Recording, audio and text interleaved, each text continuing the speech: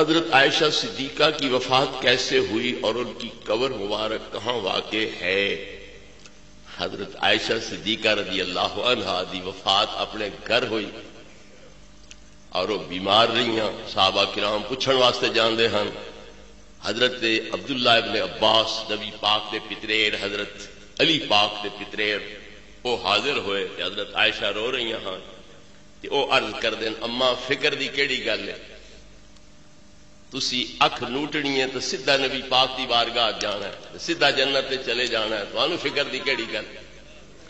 حضرت عائشہ رضی اللہ تعالی عنہا اپنے حجرے وچ وصال فرمایا تے جنت البقیع دے اندر جتھے دنیا نبی کریم علیہ الصلوۃ والتسلیم دیاں بیویاں دفن ہاں اوتھے ہی آپ دفن ہوئیں.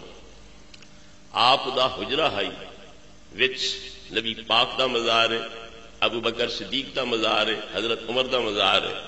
آپ اتھے بھی اپنی قبر بنوا سکدیاں ہیں، لیکن آپ فرمایا نہیں، میریاں دنیا نال دیاں ساتھی عورتاں جتھے ہیں نبی پاک دیاں بیویاں، میں انہاں دے نال ایک وکھرا امتیاز اپنے واسطے نہ لینا چاہندی، بلکہ میں بھی تسی انہاں دے نال رکھ دیوے.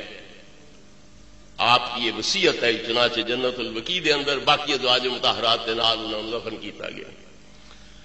مار کے مشہور کیتا ہے بھی ابو حضرت عائشہ واسطے امیر معاویہ کھو کھٹائے آئے تے اے اتو لگیاں تو اے ڈہ پیاں تے اوتھے فوت ہو گئیاں. یہ ایسا جھوٹ ہے کہ شیطان بھی اس کو توبہ کردا اس دی کوئی بنیاد ہی کوئی نہیں، ایرا پیرا ہی کوئی نہیں. آپ بیمار رہی ہیں تے آپ پہلی متولی ہیں نبی پاک دے دربار دی.